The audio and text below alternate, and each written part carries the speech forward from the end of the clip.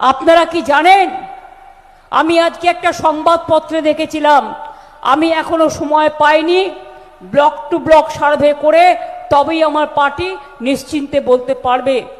আমি একটা সংবাদপত্রে দেখলাম যে 90 লক্ষ লোকের নাম বাদ গেছে, তার মধ্যে 60 লক্ষ নাকি হিন্দু এবং 30 লক্ষ নাকি মুসলমান।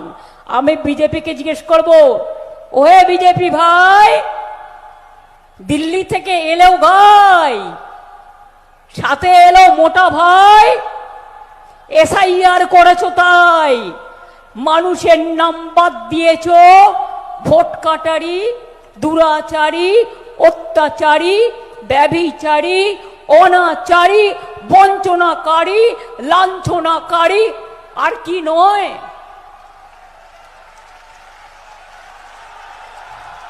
দুমুখো সব। এত মানুষের নাম কাটার প্রয়োজন কেন ছিল বলুন তো বাংলার মা ভাই বোনেরা? আজকে বাংলাকে ওরা দখল করতে চায়, পারছে না কিছু করতে, তাই বাংলাকে জোর করে দখল করতে হবে। সেই জন্যে 90 লক্ষ মানুষের নাম বাদ দিয়েছে। আর আমি লড়াই করতে করতে রাস্তায় যেমন বসেছি, সুপ্রিম কোর্টে গিয়েও পিট করে 32 লক্ষ লোকের নাম ভোটার লিস্টে তুলে দিয়েছি। বাদ বাকিটাও জেনে রাখুন, আগামী দিন আমরা তুলব। আমি বিজেপি পার্টিকে বলবো, এত ভয় পাচ্ছেন কেন? ভদ্রভাবে, কারণ ওনাদের সৌজন্যতা নেই, আমাদের আছে।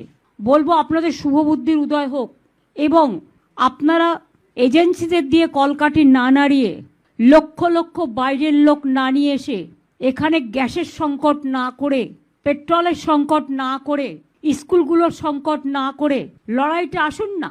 শান্তিপূর্ণভাবে, সৌজন্যমূলকভাবে, রাজনৈতিকভাবে লড়াইটা হোক, গণতন্ত্রের ভিত্তি মজবুত করবার জন্য।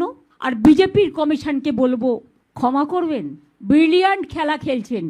নোটিফিকেশন হলো না এখনো ইলেকশনের, তার মধ্যে চিফ সেক্রেটারি থেকে শুরু করে, হোম সেক্রেটারি থেকে শুরু করে, ডিজি থেকে শুরু করে, এডিজি ল অ্যান্ড অর্ডার থেকে শুরু করে, সিপি থেকে শুরু করে, সমস্ত কমিশনার থেকে শুরু করে, এসপি থেকে শুরু করে সব চেঞ্জ করে দিলেন। তা খেলাটা বিজেপির কথায় মেঘের আড়াল থেকে কেন খেলছেন?